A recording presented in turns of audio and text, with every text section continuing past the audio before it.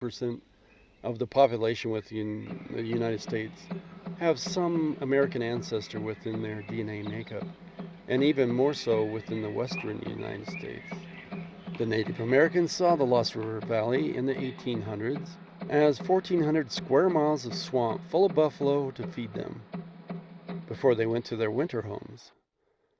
The grass at the end of the summers was above the backs of the buffalo, and the beaver dams covered the entire Lost River Valley and all of its tributaries, from one end of the valley to the other.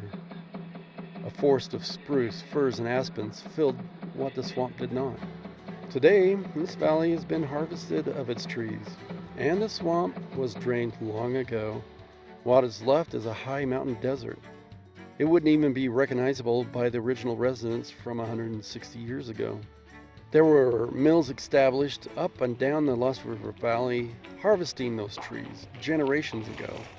And you can see a line between existing trees and no trees on the sides of the mountains where the loggers could not harvest or reach the trees. Now, unless the valley is filled once more with beaver dams, so the valley goes back to being a giant swamp, the trees will not return. We do wish that the federal government had brought back buffalo instead of wolves, and so do the cattle killed in place of the buffalo each year by the wolves. Before the Homestead Act, trappers came to the Lost River Valley to trap or trade with the natives. In about 1830 or 31, John Work was the first European in the Lost River Valley. John was the first to describe the valley as a giant, lush, grass swamp filled with buffalo, beaver, deer, and antelope. Then in 1834 came Anton Godin, who was part European and part Native American. Anton came to the area to trade with the natives. He would bring in goods and trade them for furs. On one trade, with some local Blackfoot, and another trader named Bird, who was also half Native American and half European.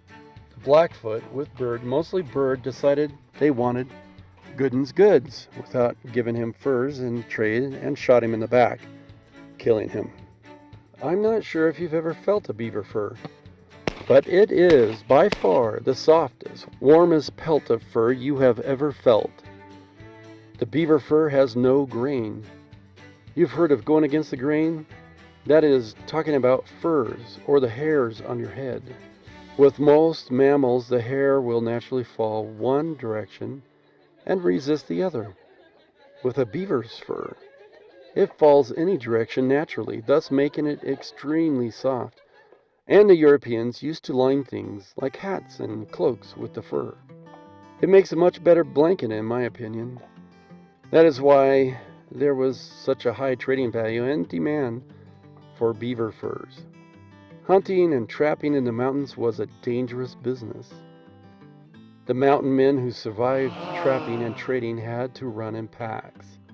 The average lifespan of a mountain man on his own in the 1800s wilderness was right around 6 months. If you were by yourself and you fell off that horse, broke a bone, got cut, bit, or any other of countless possible injuries or dangerous encounters, you were on your own to catch that horse, get natural antibiotics, care for your wounds, avoid bears and other opportunistic predators like bankers and lawyers, set your own bones, or disinfect abrasions. If you drank water out of a stream with beaver or muskrat in it, you would be in a battle, fighting by yourself against thousands of microscopic bacteria called Giardia, trying to devour you.